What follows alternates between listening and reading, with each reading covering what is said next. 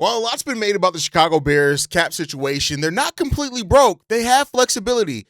While we're technically over the cap space, Ryan Poles could create nearly $85 million with a few moves that he can make. We're going to talk a little bit about that. Today, we're going to break down how the Chicago Bears can unlock more money to use and try to shore up that defensive line and which 5 players may play their last game in a Chicago Bears uniform. We'll talk about all that and more. Let's dive into the mailbag. Of course, it's Friday. Right after this.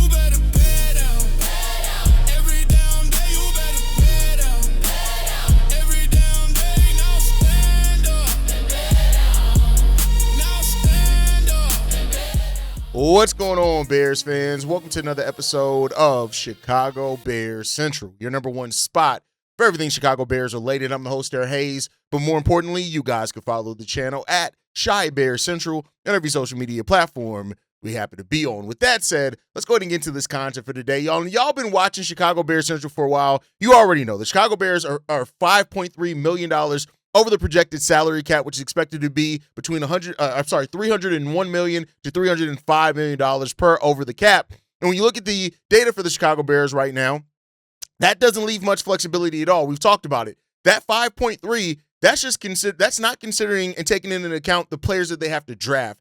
Where the Bears are drafting at this year, the salaries projected for those players would put another $10 million onto the cap for the Bears. So the Bears are actually, if you factor that in, actually closer to $15 million over the salary cap, and that presents a problem for a team that has to rehaul the defensive line. Now, one way that you can work around that is just try to draft their players and do it that way, do it organically, right? But I do think that you want to at least add one veteran in that place. Then you got to keep in mind, too, that means that Jaquan Brisker, Kevin Byard, you're not keeping any of those guys who are all free agents as well, and that's just something that's probably not likely for the Chicago Bears in this case. So what do the Bears do? There's a few options for the Bears right now, right?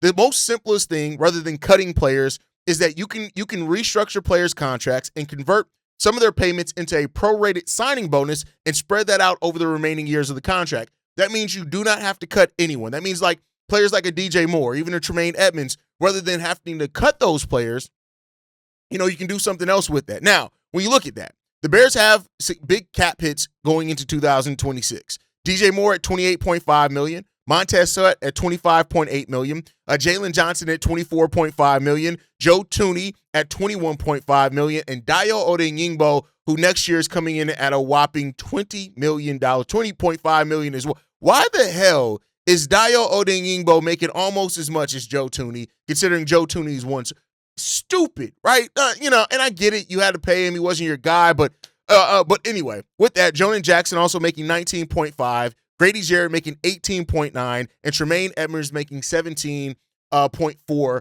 million. Those are some pretty large salaries for players. Now, not all those players can get restructures, right? Some of those guys can't because they only have 1 year or so remaining on their deal, right?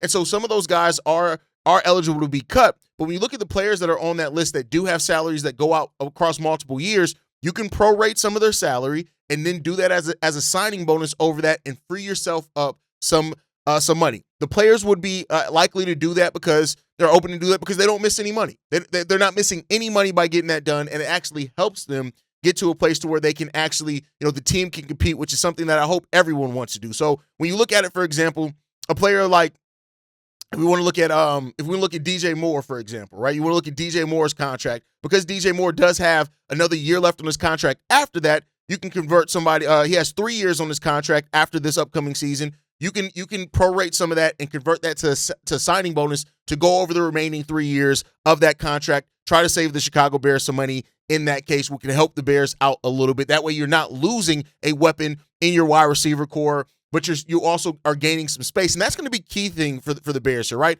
Of course, the thing that's easiest to talk about is cutting some of these guys, but in cutting them, especially the players that are starting caliber players, you're then just creating a bigger gap for those players with those players that you're then looking to try to figure out, okay, now who's going to come in and start? Montez Sweat only has 1 year remaining on his deal, So I don't know how much of that's going to be able to be restructured for him. Jalen Johnson has another year remaining on his deal after this season as well in 2027. So him like that as well. So you look at Montez, Jalen Johnson, Joe Tooney, and DJ Moore. Not DJ Moore, Montez, Jalen Johnson, and Joe Tooney.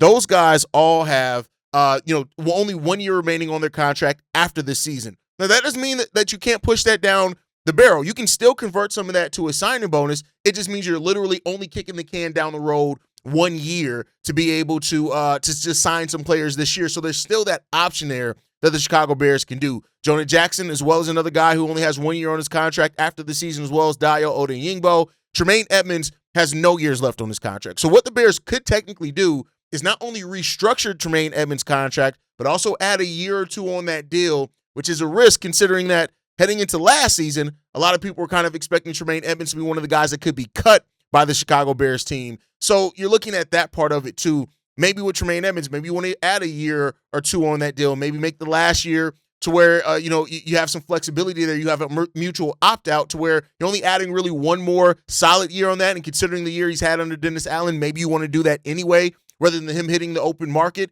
So all I'm saying is this, there's flexibility here. It's not as simple as we got to cut guys to be able to create the space. You can create another $85 million in cap space by restructuring, not cutting those guys.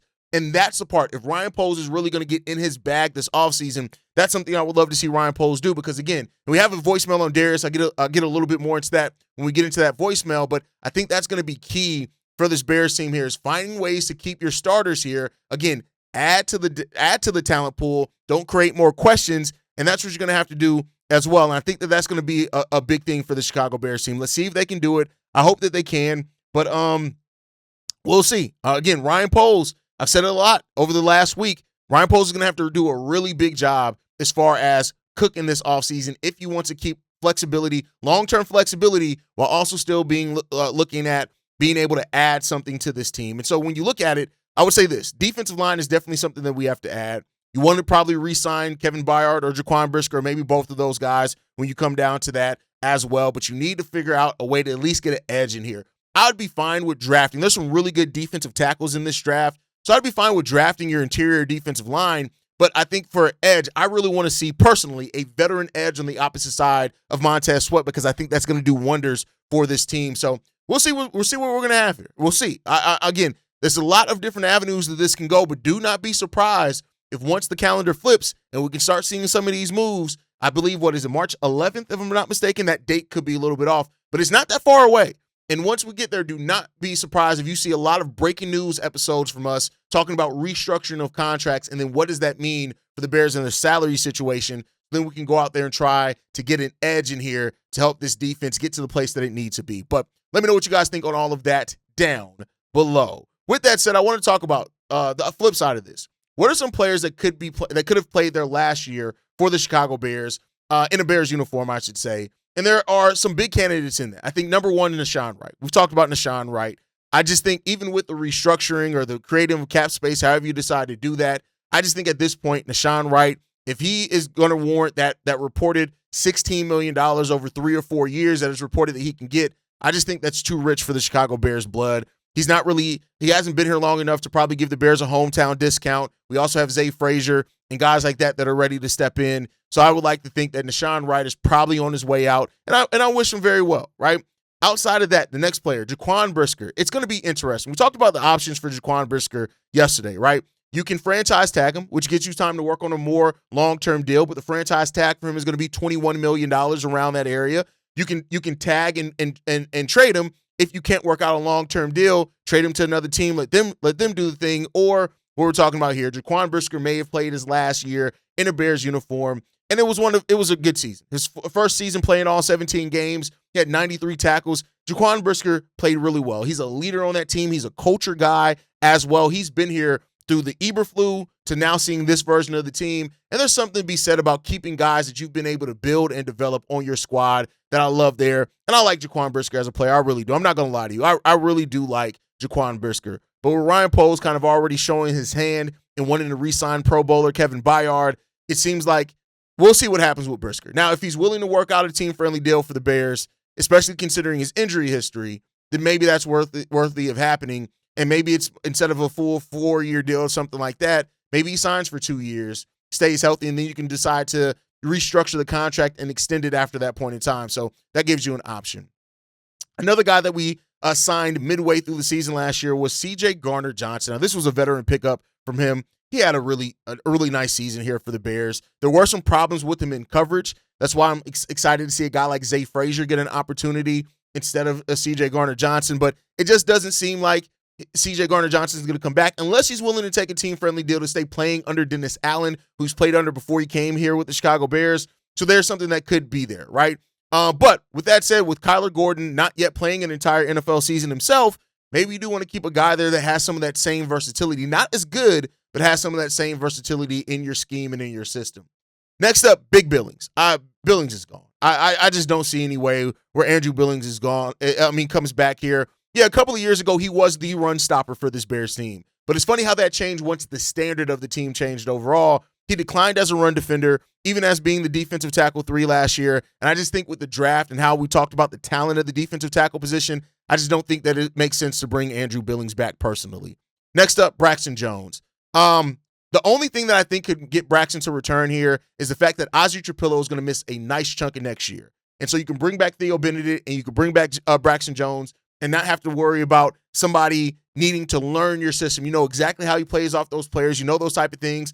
I think Braxton did okay as a depth piece last year. He's just not a starting caliber tackle, at least not in this team with the players that have passed him up, but it could lead to that one. And I think that's the last player that's really looking at coming back. So again, Braxton Jones, Andrew Billings, C.J. Garner-Johnson, Jaquan Brisker, and Deshaun Wright. Those are the guys that I would be willing to bet probably do not return for the Chicago Bears next year. Well, now I'm not betting all of those guys, but a nice combination of those guys may not be returning for the Chicago Bears next year. Let me know what you guys think down below.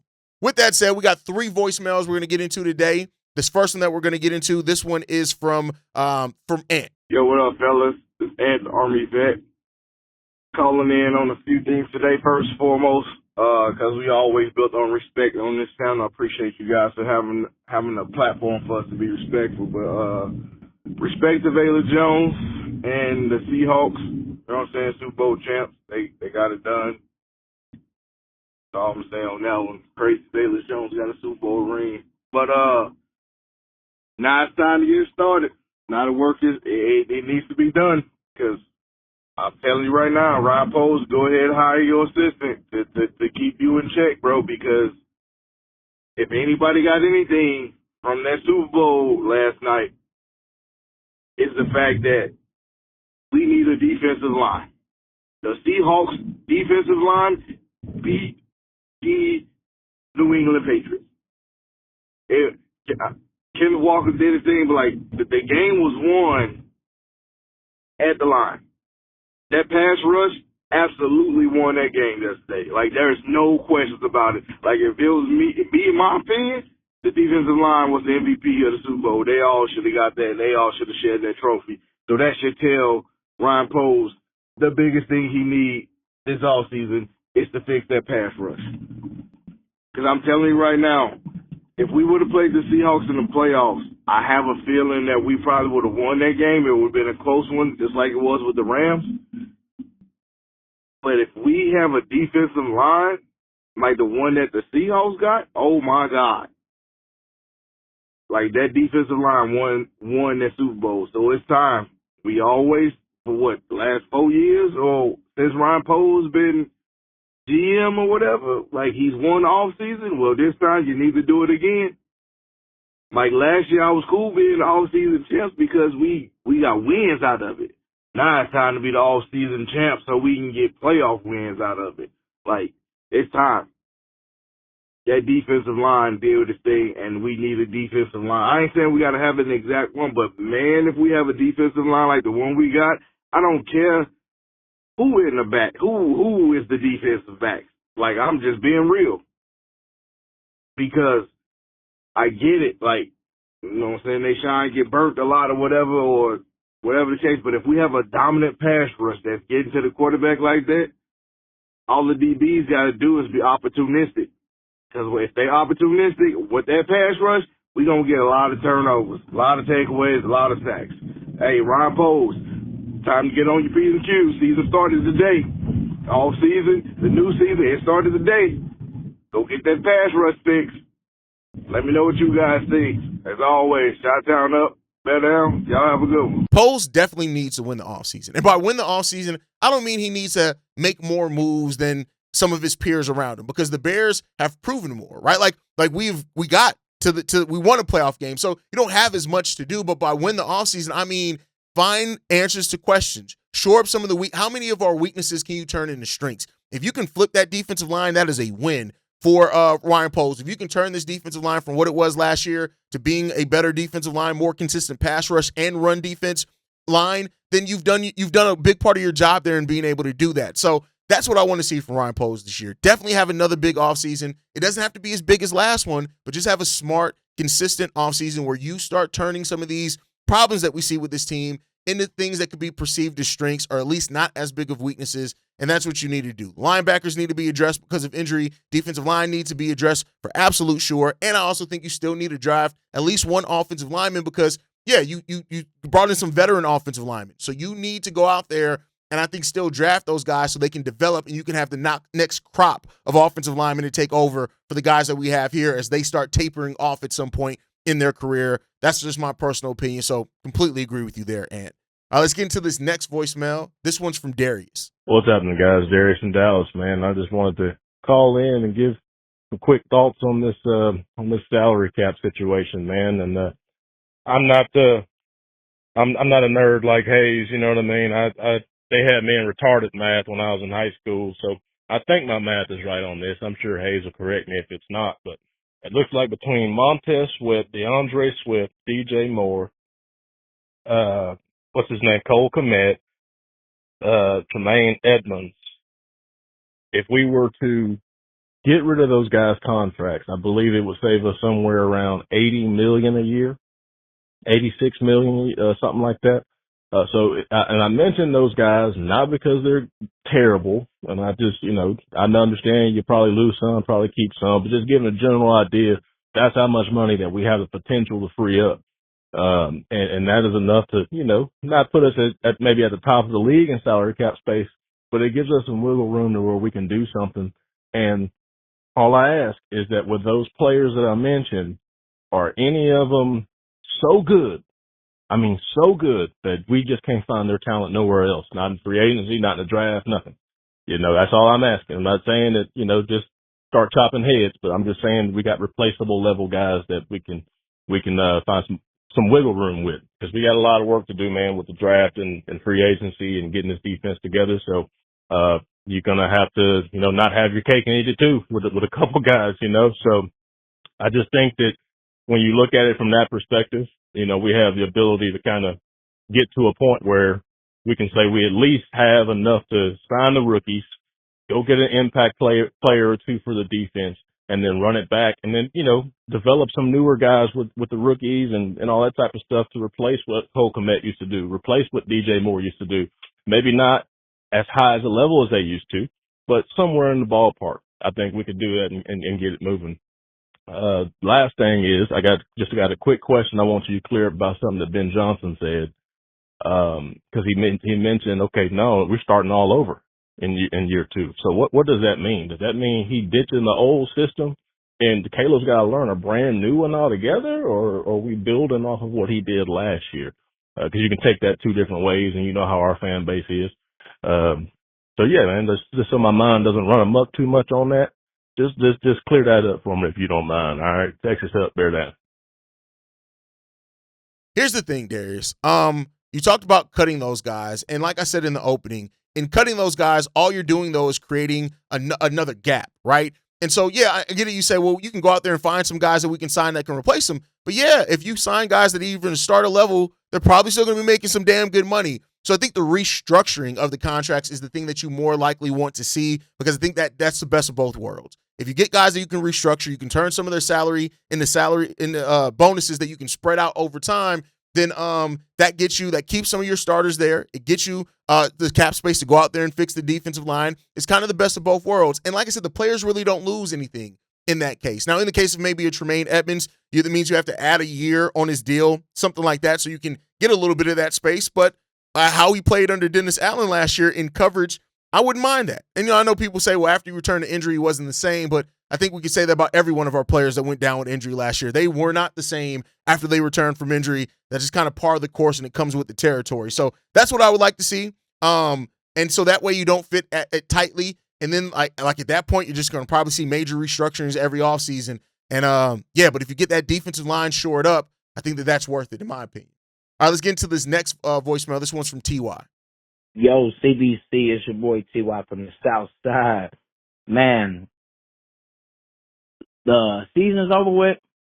I'm actually happy the Seahawks won. You know what I'm saying? All the people who was, you know what I'm saying, trying to say that, oh, Drake made this, Drake made that. You know what I'm saying? Made it to the Super Bowl. We should have picked Drake May over Caleb. That boy got throttled in that Super Bowl. I think the lack of competition really that they have had throughout the season and really in the playoffs really, you know what I'm saying, ain't do that boy too much justice. But, you know what I'm saying, seeing that really showed me and proved to me that Chicago really made the best decision within taking Caleb.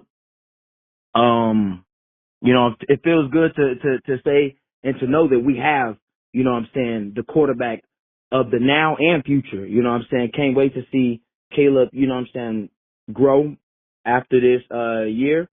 And real quick, after all of this happened, you know, after this season, you know, since the season now over with, what do y'all think, like, our main focus should be? Because everybody keeps saying, like, we should go all in, you know what I'm saying, and try to go for, like, the Max Crosby or Myles Garrett.